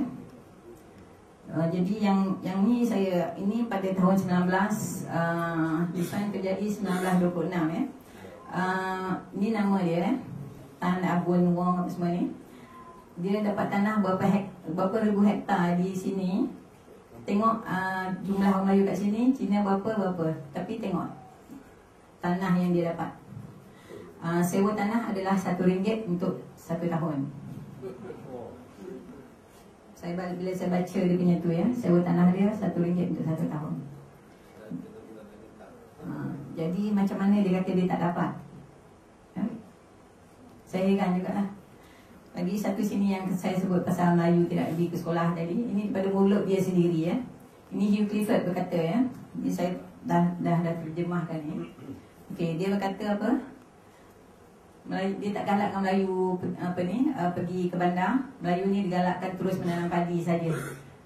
Supaya Melayu tidak menjadi komersial dia punya pendapatan income semua tu. Dan sini kita tengok 12% saja dibelanjakan untuk sekolah Melayu, dan itu pun sampai darjah 5 saja.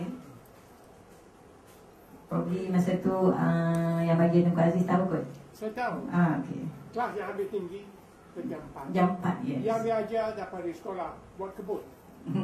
Yes. Buat kebun. Menyayam. Buat ketika. Okey, dari Frank Sutherland ni dia beritahu membang masa dia bagi orang Melayu ni pelajaran ya. Jadi ini semua adalah tulisan dia sendiri ya. Orang British ni dia cerdik tapi ada juga bodoh dia. Yang apa yang dia cakap semua dia tulisnya ya. Dia tulisnya dan dia dokumen ya. Lepas dah cukup time dokumen tu dia kasih orang tengok. Jadi itulah kebodohan dia pula. Dia very good in profiling, also very bad in in hiding it. After some time tak boleh.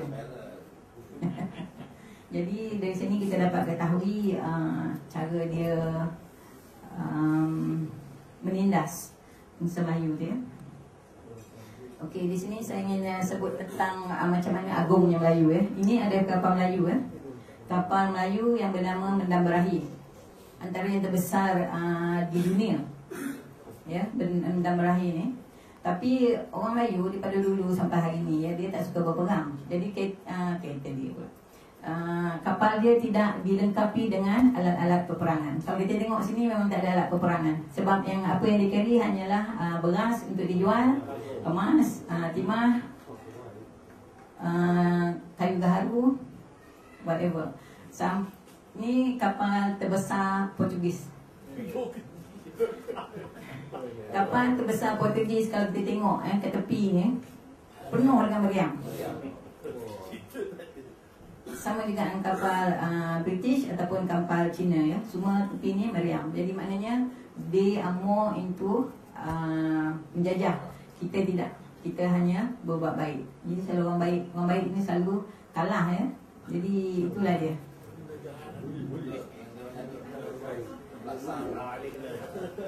Sini adalah pemerhatian daripada Gasper orang British. Dia mengatakan dinding geladak kapal Melayu ni terlalu tinggi sehingga tiada siapa pun boleh berani menaiki kapal Portugis. Ribut taufan pun tak ada apa lah dari kapal tu.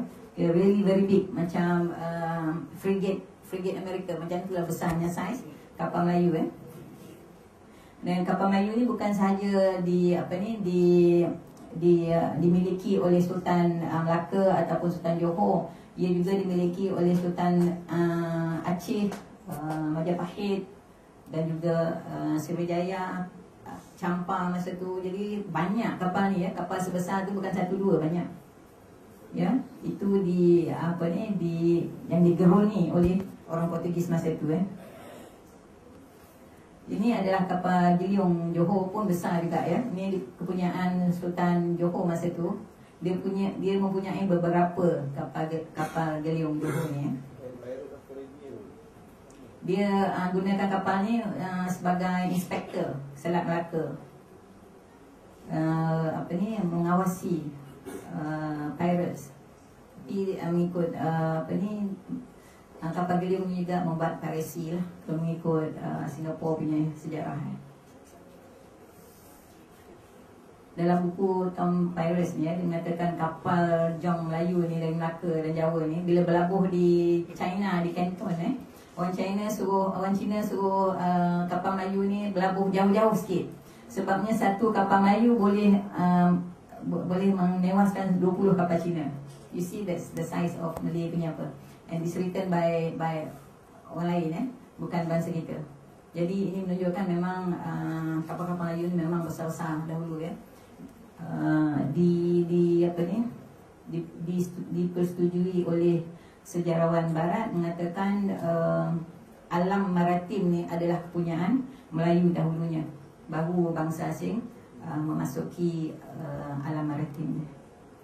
Di sini ada Sultan Iskandar Muda ni daripada Aceh pun menggunakan kapal yang sebesar yang tadi juga. Kapal dia bernama Cakra Dunia, pun digeruni oleh bangsa Portugis ya. Bergegar kapal tu kalau lalu sebelah kapal Portugis. Ini ditulis oleh Anthony Reid ya. Ini adalah kapal Melayu masa berlabuh di Singapura ya. Tengok saiz dia besar. So kalau kita kata saya pernah jumpa seseorang yang orang kedamaan lah yang mengatakan dia malu jadi Melayu, tapi dia tak tahu sejarah Melayu sebenar. Kalau dia dengar saya cakap pasal sejarah Melayu, rasanya dia rasa malu. Sebab dia kata dia malu jadi Melayu sebab Melayu pemalas. Sebenarnya itulah dia tidak mengetahui sejarah sebenar ya. Di sini saya tunjukkan di mana kapal-kapal Melayu dibuat ya, di Pegu, sini orang Melayu, di Johor, di Terengganu. Terengganu sampai hari ini adalah ada lagi pakar yang boleh membuat kapal ya. Dan di Langkasuka, di OCEO kat sini, dan juga di Champa, juga di sini ya, di Red River Delta ni, di Bentang, di Demak kat sini juga di Sulu ya. Saya tak tunjuk gambar kat situ. Ini adalah jenis-jenis kapal lah masa dulu ya. Ini mana yang berlabuh di Melaka pada tahun 1880-an dulu. Jadi kalau kita tengok kat sini ya, Melaka 1880. Sekarang ni bangunan ni tak ada lagi sebab dibom oleh British. Orang British tidak hendak meninggalkan sejarah yang mengatakan Melayu ni sebenarnya bertamadun tinggi. Jadi apa yang terjadi, semua pekan-pekan Melayu yang dibuat di pada batu dirobohkan. Dia macam Melaka, dia membelanjakan 70,000 pound ya, untuk meruntuhkan segala bangunan-bangunan batu di Melaka. Jadi kita ingat Sultan Melaka, rumah dia semua pakai daun nipah dan kayu-kayu je. Sebenarnya tidak. Because it took the British 4 days juga untuk masuk Melaka. So meaning the fort is quite strong lah masa tu. Ini ada saya sebut kat sini ya. Pakaran Melayu tidak lahir dari ombak yang tenang ya, dari ombak gergasi yang ganas. Ini saya tulis kat sini sebab terjadinya apabila benua Sunda tu terpisah, masa itulah orang Melayu menjadi pakar ya dalam alam maritim, sebab selalu mengalami banjir-banjir besar. Jadi laut pada dia tidak lagi mencekam lah. Laut tu jadi kawan ya. Jadi kalau kita tengok macam Sea Gypsy sekarang di Sempurna, ataupun di Brunei, di Pulau Mabul, ataupun di Andaman, di Port Klang ada sedikit ya orang laut ya. Dia boleh menyelam dalam air untuk beberapa minit dengan mata terbuka dan boleh mencari apa yang nak dicarinya. Jadi itu ada satu kepakaran yang hanya ada oleh orang laut Sea Gypsy bangsa Melayu. Tiada kaum atau etnik yang boleh membuat semacam Sea Gypsy yang Melayu yang kita buat sekarang ni. Itulah bezanya apa orang kata, keagungan bangsa tu. Jadi masih lagi kita tidak sedar ya. Sebenarnya kita boleh menggunakan dia ni untuk pekerjaan lain ya. Ini adalah satu keluarga daripada Champa bernama keluarga ni bernama Pu ya. Pu ni adalah orang Melayu ya. Apabila Champa dirampas oleh Daiviat, dia lari ke China. Jadi apabila dia berada di China tu, dia ni pakar membuat kapal bersaiz besar ya. Jadi orang bangsa Cina, Maharaja Yuan sama orang Mongol masa tu menempah kapal dengan keluarga Su ni. Tapi apabila kelamaan daripada sejarahnya, keluarga Pu ni berpindah ke Sulu dan ke Brunei ya. Apabila tidak dapat tahan lagi untuk duduk di negeri China. Kalau nak ikutkan, dia duduk di kawasan Fujian. Keluarga Pu ni yang menyebarkan agama Islam di situ ya. Banyak yang hingga ke hari ini masih ada lagi terdapat keluarga Pu juga di situ ya. Ini adalah satu keluarga yang banyak membina kapal-kapal yang besar. Dari Walters Walters adalah seorang penulis British juga. Dia mengatakan orang Melayu ni boleh disifatkan sebagai mahir ya. dia menganggap laut, semua laut tu sebagai satu lautan, satu lautan yang pada dia tempat permainan dia. Jadi dia belayar daripada, kalau sini kita lihat orang Melayu dulu belayar daripada Arab, India, Jawa, Laut Campar semua hingga ke Pasifik tak ada apa pada dia Dia kata orang Melayu tu dia di sini dia buat laluan tu macam komuter Dia berhenti, dia stop, dia berhenti, dia stop, dia berhenti, dia stop, macam komuter kereta api. Tak ada masalah. Jadi situlah bermulanya pakar-pakar maritim sampai ke Madagaskar. Di Madagaskar lah orang Portugis mula belajar membina kapal daripada orang Melayu Ini saya nak cakapkan pasal Jusola ini tadi, macam mana orang British buat masuk bangsa asing Kalau bangsa Cina tu diberinya tambang dan kos untuk datang ke sini, mula diberi tiket free, kredit apabila telah bekerja di sini baru bayar perlahan jadi sistem ni dipanggil Cape Town. Pada dengan orang India dipanggil sistem Kamdani Jadi di sinilah hari tu Zulkarnain bertanya macam mana dia kisah Jusola ini berlaku, macam ni lah dia berlaku Jadi apa orang kata, pengambilan bangsa asing masuk ke tanah Melayu masa itu berjumlah 1 juta daripada sistem ni sistem Cape Town sama sistem Kamdani Ni saya buat sikit lah Ni sebenarnya apa yang berlaku hari ni lah. Pasal Melayu kata, dia kata betul, dia kata gini, dia kata begitu, dia kata gini Tapi di dalam surah Al-Mu'minun dia kata kita macam mana pun tak suka orang atas, saf tak boleh berpecah macam ni. Kalau saf berpecah macam ni, kita berimam banyak sangat Imam Anwar Ibrahim, Imam Najib, Imam Ning Aziz, sebanyak sangat sebanyak sangat imam tak jadi. So kalau kita lihat, kalau kita berpatah balik pada sejarah yang saya cakap tadi, kita tidak perlu menjadi macam ni Kita tak perlu jadi macam ni sebab merugikan kita, bangsa asing bertepuk tangan. Kerana apa yang kita perlu buat, kalau leader kat atas ni silap baca, banyak lagi kat sini imam boleh tukar. Lagi 2 kali silap baca, kita tukar lagi, 3 kali tukar lagi. Kalau tak boleh juga, tukar terus Kita adakan satu